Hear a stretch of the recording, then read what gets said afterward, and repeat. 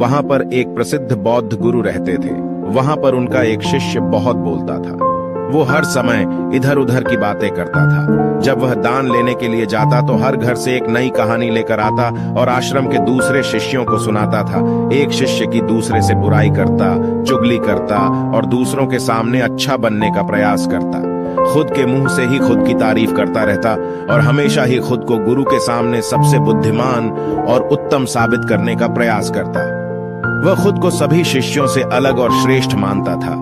उसका कहना था कि मैं एक अमीर घर का बालक हूं। अगर मैं चाहता तो एक आरामदायक और सुविधाओं से भरा जीवन जी सकता था, लेकिन मैं वह सब छोड़कर यहाँ आ गया क्योंकि मुझे सत्य की खोज करनी है, खुद को जानना है, जीवन को जानना है। इसीलिए मेरा त्याग तुम सबसे बड़ा है।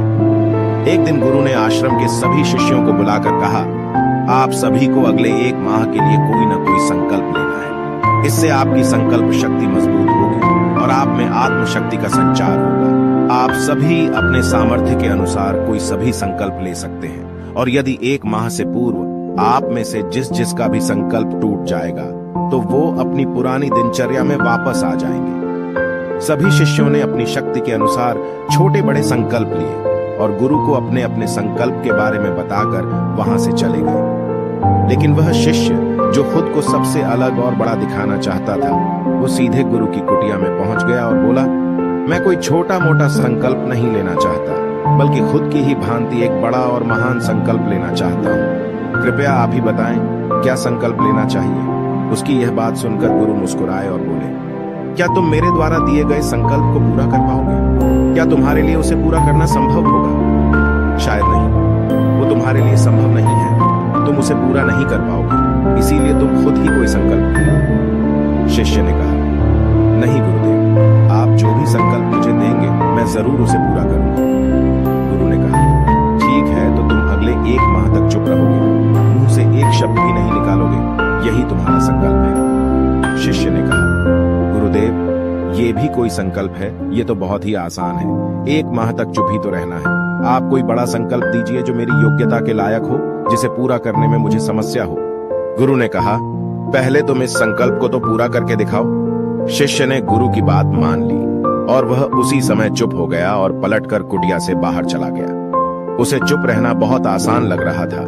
उसने एक दिन तो जैसे तैसे चुप रहकर काट लिया, लेकिन दूसरे दिन से उसके मन में ना बोलने का बोझ बढ़ने लगा। तीसरे दिन उसे भारीपन महसूस होने लगा और चौथे दिन उसके अंदर एक अजीब सी बेचैनी होने लगी, क्योंकि आसपास आश्रम के सभी शिष्य एक दूसरे से बातें कर रहे थे। वो भी अपना पक्ष उनके सामने रखना चाहता था, उनकी बोलती बंद कर देना चाहता था, लेकिन उसका संकल्प उसके आड़े आ रहा था। इसीलिए वो पूरे दिन सिर्फ मुंह और आंखें बनाता रहता। इसी तरीके से कुछ दिन और बीते और वह शिष्य बीमार पड़ गया। उसका सिर फटा जा रहा था, उसका खाने पीने तक का मन नहीं कर रहा था। वह सिर्फ बोलना चाहता था। वह गुरु के पास गया और उनके सामने बैठकर लिखकर उन्हें बताया, गुरुदेव, मैं बोलना चाहता हूँ, बिना बोले। मुझे सांस नहीं आ रही, मेरा दम घुटता जा रहा है, मैं अंदर ही अंदर पागल हुआ जा रहा हूँ। मैं क्या करूं? संकल्प तोड़ दूं क्या?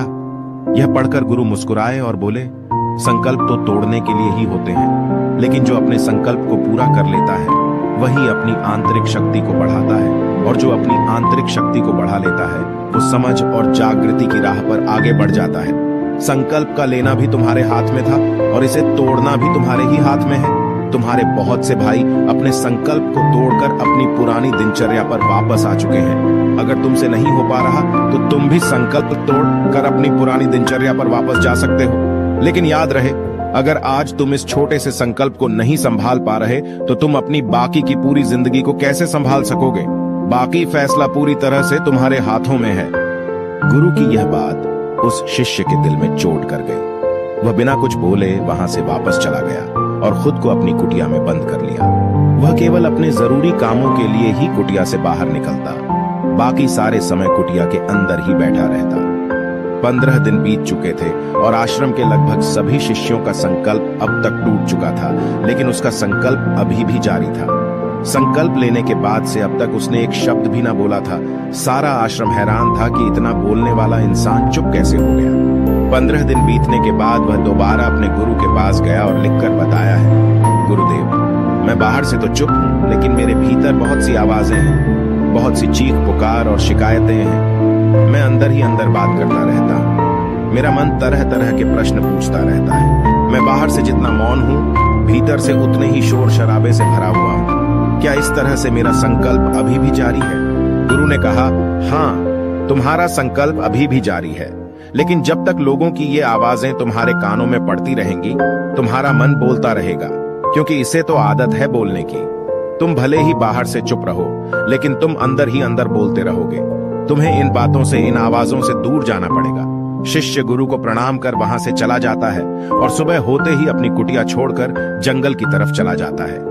कई दिन बीत जाते हैं, संकल्प का समय भी पूरा हो जाता है, लेकिन शिष्य लौटकर नहीं आया। आश्रम में सभी को डर था कि कहीं जंगली जानवरों ने उसे खाना लिया हो। इस बीच उसे ढूंढने की बहुत कोशिश की गई, लेकिन वह कहीं नहीं मिला। सभी गुरु भाइयों ने मान लिया था कि जंगली जानवरों ने उसे अपना शिकार बना लिया है, लेकिन गुरु को ऐसा नहीं लगता था। एक दिन आश्रम का एक अन्य शिष्य गुरु के पास आया और बोला, गुरुदेव, हमारे उस अधिक बोलने वाले भाई के साथ क्या हुआ होगा? क्या जानवरों ने उसे मार दिया होगा? गुरु ने कहा, हो सकता है कि जानवरों ने उसे अपना शिकार बना लिया हो, लेकिन उसके न लौटने की एक दूसरी वजह भी हो सकती है। शायद उसे वो मिल गया है जिसके लिए वह गया था। फिर शिष्य ने पूछा, गुरुदेव, क्या ज्यादा बोलना इतना हानिकारक होता है? गुरु ने कहा, इंसान के जीवन के बहुत सारे दुखों में से एक दुख ये भी है कि वो कभी चुप नहीं रह सकता, हमेशा कुछ ना कुछ बोलता ही रहता है। सिर्फ हमारे बोलने के कारण हमारे आधे से ज्यादा दुख पैदा होते हैं। परिवार के अधिकतर झगड़ों की वजह हमारा बेमतलब बोलना ही होता है। हम में से कोई भी चुप नहीं रहना चाहता, हम बस सामने वाले को सुना देना चाहते हैं। जो भी हमारे मन में है, सब निकालकर उसके मन में बैठा देना चाहते हैं। उसे समझा देना चाहते हैं कि देख, तू गलत है और मैं सही, और इस तरीके से सब एक दूसरे की सड़ी गली बातों को ग्रहण कर रहे हैं। इस तरीके से सुनने और सुनाने का यह काम जिंदगी भर चलता रहता है, लेकिन इस नासमझी में हम अपना समय, अपना जीवन, अपनी समझ और सबसे महत्वपूर्ण वो कीमती पल जो जिए जा सकते हैं, जिनको अनुभव किया जा सकता है, जिनमें आनंद को प्राप्त किया जा सकता है, ये सब खो देते हैं। लेकिन इसके बदले हमें मिलता क्या है? कुछ नहीं, सब व्यर्थ और बर्बाद हो जाता है। इस पागलपन में हमने क्या खो दिया, इसका एहसास केवल कुछ ही लोगों को हो पाता है। बाकी लोग जैसे उन्हें अपने आने का पता नहीं, वैसे ही उन्हें अपने जाने का भी पता नहीं चल पाता। शिष्य ने कहा, तो फिर इसका समाधान क्या है?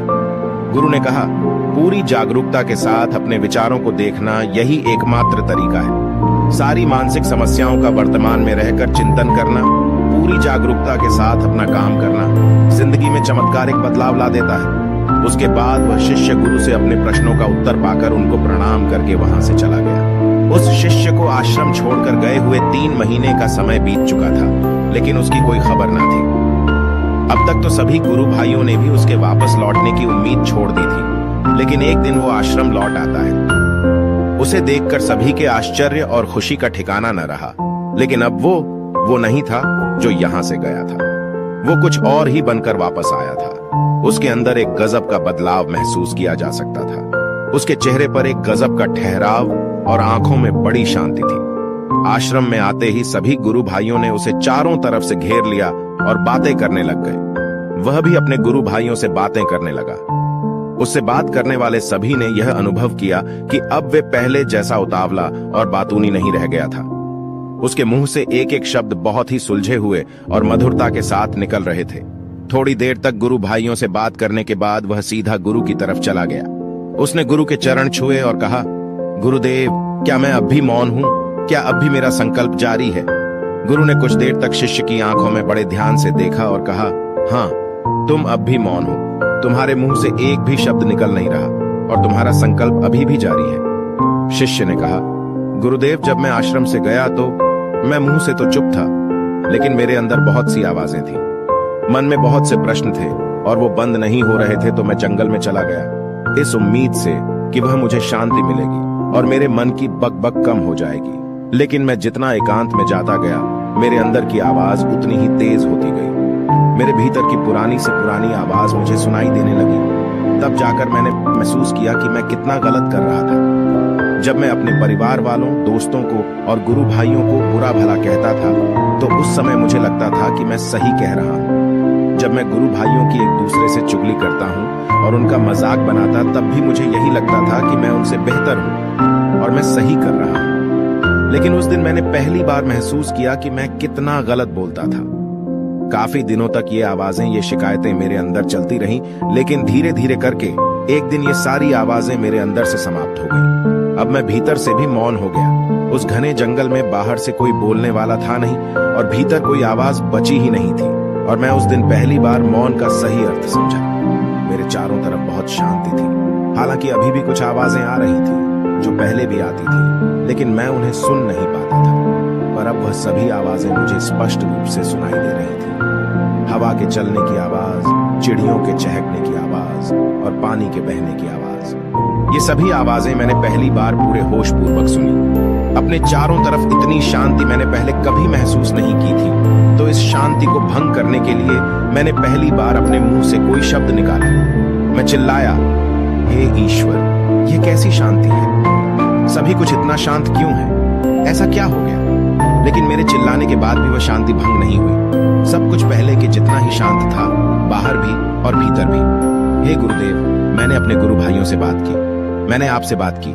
मैं बोल रहा हूँ, मैं चल रहा हूँ, मैं सब कुछ देख रहा हूँ, लेकिन मैं अपने भीतर एकदम एकांत में हूँ, मौन में हूँ। भीड़ में होता हूँ, तब भी भीतर से अकेला एकांत में होता हूँ। जब मैं खुद में भी शोर करना चाहता हूँ, तब भी एकांत में ही होता हूँ। अब सब दिखाई पड़ने लगा है, सब सुनाई पड़ने लगा है। गुरु ने कहा, जब तक हम बाहर की तरफ बोलते रहेंगे, भीतर अशांति ही रहेगी।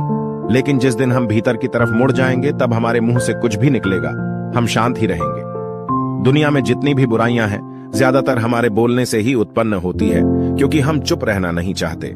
हम जितनी जरूरत है उससे कहीं ज्यादा बोलते हैं। हम सामने वाले को सुनना नहीं चाहते, बल्कि उसकी बोलती बंद कर देना चाहते हैं। उसे समझा देना चाहते हैं कि मैं कौन हूं, मैं क्या कर सकता हूं। और यही हमारी जिंदगी का मकसद बनकर रह जाता है। हमारी सारी ऊर्जा इस व्यर्थ के बोलने में बर्बाद होती रहती है। ऐसे ही समाज में लोगों का जीवन दुखों से भर जाता है, जो हमेशा एक दूसरे को सुनाने में लगे रहते हैं। कभी एक दूसरे को सुनना नहीं चाहते, समझना नहीं चाहते। और चुप रहना तो उन्होंने कभी सीखा ही नहीं, क्योंकि चुप रहना उन्हें छोटा महसूस करवाता है। दुनिया की सभी लड़ाइयों का कारण हमारा बोलना ही है। इसलिए हमें सिर्फ उतना ही बोलना चाहिए जितना जरूरी हो, क्योंकि व्यर्थ का बोलना ऊर्जा को नष्ट करना है। और ये बोलना ही हमें कभी अपने भीतर की ओर लौटने नहीं देता, क्योंकि यह हमें बाहर की ओर खींच कर रखता है। और बाहर है ही क्या इस संसार के अलावा। लेकिन अगर अपने भीतर के संसार की ओर मुड़ना है, तो इस मुंह को बंद ही रखना चाहिए। इसीलिए जितने भी बुद्ध हुए, आत्मज्ञानी हुए, वो सभी एकांत की ओर भागे, ताकि उन्हें ज्यादा ना बोलना पड़े, ज्यादा सुनना ना पड़े। वो एकांत में रहे और शांत रहे। इसीलिए आसानी से भीतर की यात्रा कर पाए। लेकिन अगर कोई चाहे तो इस संसार में रहकर भी एकांत में रह सकता है, शांत रह सकता है। लेकिन इसके लिए उन्हें अपनी ऊर्जा बचानी होगी, जिसे वह अब तक अपने व्यर्थ के शब्दों में बर्बाद कर रहे थे। दोस्तों, इस कहानी की सीख यही है कि व्यर्थ का बोलना ऊर्जा को नष्ट करना है। ज्यादा और व्यर्थ बोलना ही हमें अपने भीतर की ओर लौटने नहीं देता, क्योंकि यह हमें बाहर की ओर झुकाए रखता है। और जिन्हें भीतर की यात्रा करनी है, उन्हें अपने मुंह को बंद ही रखना चाहिए। मुझे उम्मीद है कि आपको यह कहानी पसंद आई होगी।